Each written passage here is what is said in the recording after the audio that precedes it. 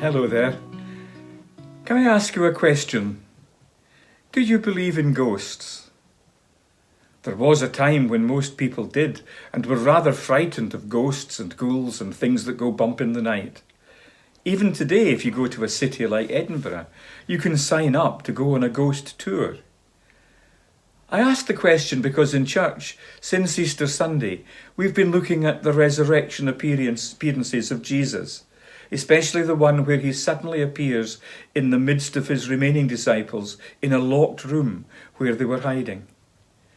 Luke tells us they were startled and frightened, thinking they saw a ghost. The ancient world knew all about ghosts, and ancient literature has plenty of people being found alive after being supposed dead, plenty of spirits of the dead returning home to haunt or to spy on or even chat with the living. Jesus' disciples could easily have used those things to explain their extraordinary experience of the living Jesus suddenly appearing among them. Here is Jesus in what appears to be his real body, solid and real, still with the marks of the wounds in his hands and in his side. And then Luke gives us an astounding little detail. Jesus says to the disciples, "Do you have anything here to eat? Do you have anything here to eat?" As the sayings of Jesus go, that's hardly up there with "Who do you say that I am?" or "What is truth?" But those of us who have ever had teenagers in the house will have heard that sentence or one very like it before.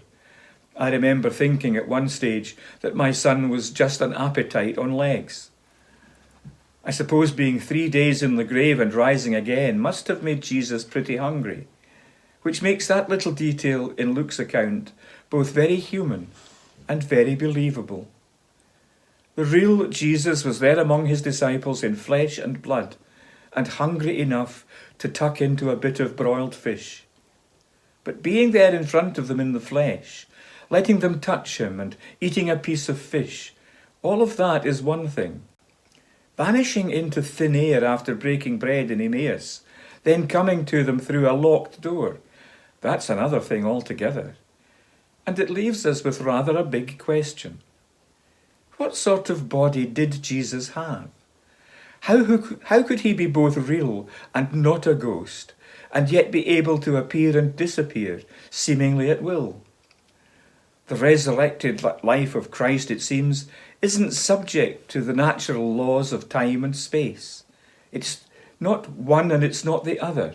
It's both. It is a new and different reality. And I think that brings us to perhaps the biggest question of all. How does this impact on us?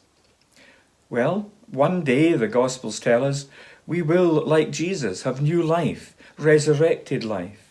We will be part of that new and different reality. How does that happen? Part of the answer to that question is given us in the first letter of John. "Dear friends," he says, "now we are children of God, and what we will be has not yet been made known. But we know that when he appears, we shall be like him, for we shall see him as he is." That reminds me so much of a lovely line from a great Christmas hymn. "And our eyes at last shall see him," it goes, "through his own redeeming love." There should really be a catch in our throat when we sing that. If we have any love for Jesus right now, our deepest longing ought to be that we would be face to face with him at last, to see his face, to experience his smile, to know him in a whole new way.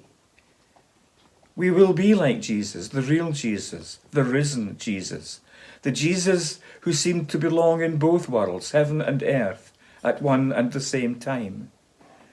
One day, at last, our eyes shall see him through his own redeeming love. On that day, you will discover that you are like him, that you have become like him. But on this day, Christ is calling you to begin striving towards the new life he has in store for you, the true life, the resurrected life.